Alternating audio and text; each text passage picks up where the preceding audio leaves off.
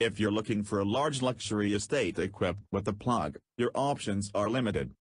Mercedes has yet to apply the 350e powertrain to the E-Class estate. It's unlikely that BMW will offer a touring version of its excellent 350e, and the arrival of an Audi A6 Savane e-tron remains a distant, murky prospect. That leaves the Swedes. Volvo, specifically, with the T8 badged version of its handsome V90 estate, which solely oil-burning guys were rather fond of. This flagship wagon uses a similar mechanical setup to the T8 XC90 SUV, which is to say a force-fed four-cylinder petrol engine. The marque no longer indulges in a greater cylinder count for any model that drives the front axle, while an electric motor does so for the rear. Bridging the two power sources is a 10.4 kWh battery pack, larger, surprisingly, than the 9.2 kWh unit in the XC90, that can be brimmed in as little as 2.5 hours. Volvo has usefully positioned the unit as though it were the car's spine, meaning boot space isn't sacrificed in order to give the car its hybrid status, as is typically the case. Claimed electric range is 28 miles, just about par the FEV course in 2017 and enough for a reasonably short commute. Charge up at work, and the V90 T8 could be the cheapest 400 bhp estate car you've ever run. The numbers reflect that power output. 0 to 62 miles per hour is summarily dispatched in just 4.8 seconds, while top speed is 155 miles per hour. More or less an exact match for the V8 engine B7 Audi RS4, which not so long ago seemed outrageously quick for an estate. What that car couldn't claim, of course, was CO2 emissions of just 46 grams/km.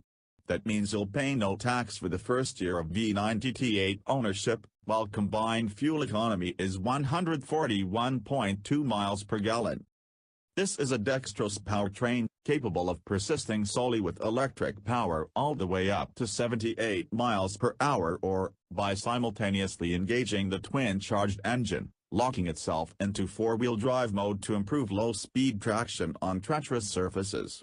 Replenishing the battery on the move is a matter of selecting the battery charge function within the slick central touchscreen, at which point the T8 morphs into a 312 bhp front driver. The wheel spin this can initiate is most unbecoming of a svelte Volvo estate, it must be said. Engaging kickdown, however, unleashes a four-wheel-driven, petrol-electric total of 401 bhp and a startling turn of pace that's not always easily managed, given the car's 2-ton-plus heft, with notable body roll owing to the laid-back suspension tune and disconcertingly spongy pedal feel from the regenerative brakes, highly effective they may be once caliper finally meets disc. Provoke this behemoth with care.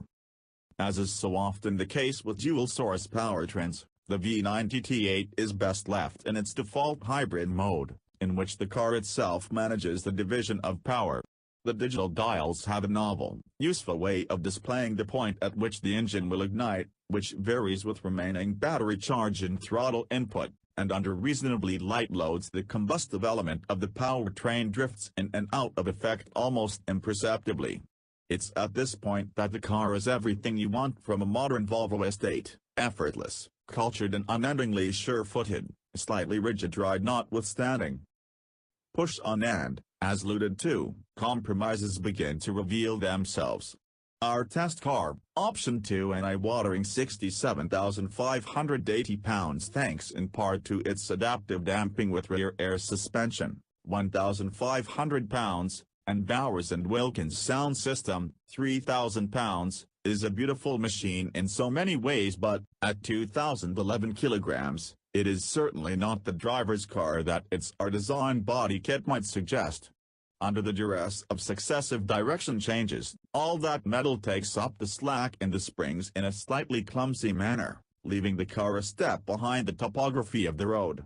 The engine, though effective, also takes on a flat, industrial tone when stressed,